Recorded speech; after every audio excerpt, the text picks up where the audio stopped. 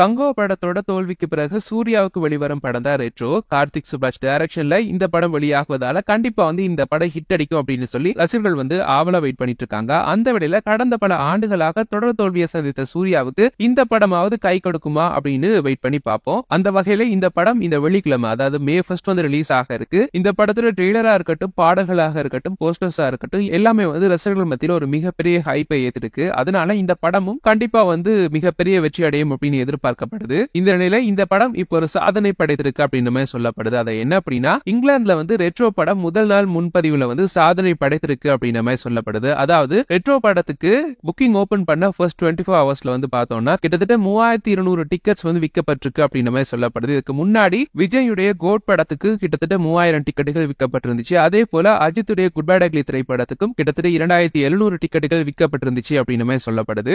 சூர்யா பார்த்தோம் அப்படின்னா இந்த இடத்துல விஜய் மற்றும் அஜித் திரைப்படங்களை பீட் பண்ணிட்டாரு. இருந்தாலும் பார்த்தோம்னா விஜயுடைய லியோ திரைப்படத்துக்கு கிட்டத்தட்ட 24 மணித்தியாலத்துல 10,000 டிக்கெட்டுகள் விற்கப்பட்டிருந்துச்சு அப்படின்றது குறிப்பிடத்தக்கது. சூர்யாவுக்கு அங்க இந்த கிரேஸ் இப்ப சடனா பூம் ஆயிருக்கு அப்படின்னே சொல்லலாம். அதுக்கு முக்கிய காரணம் கார்த்திக் சுப்ராஜ் அப்படின்னு சொன்னா அது மிகையாகாது. ரீசன் என்ன அப்படின்னா, யூகே பொறுத்த வரைக்கும் அங்க ஈழத்தமிழர்கள் அதிகமாக இருக்காங்க. கார்த்திக் சுப்ராஜை பொறுத்த வரைக்கும் அவருடைய திரைப்படங்கள்ல ஏதாவது ஈழம் கனெக்ட்ஸ் வைப்பாரு. இந்த படத்திலையும் கண்டிப்பா அதுல ஒரு கனெக்ட் இருக்கு அப்படின்னு சொல்லப்படுது. அதனால தான் அங்க இந்த மாதிரி அட்வான்ஸ் புக்கிங் பயங்கரமா போயிட்டு இருக்கு அப்படின்னு மாதிரி சொல்லப்படுது. வெயிட் பண்ணி பார்க்கலாம் படம் என்ன மாதிரி வரப்போகுது, படம் ரசிகர்களை கவர போகுதா, சூர்யாவுக்கு ஒரு சரியான ஒரு கம்பேக்கை கொடுக்க போகுதா அப்படின்னு சொல்லி பொறுத்திருந்து பார்ப்போம்.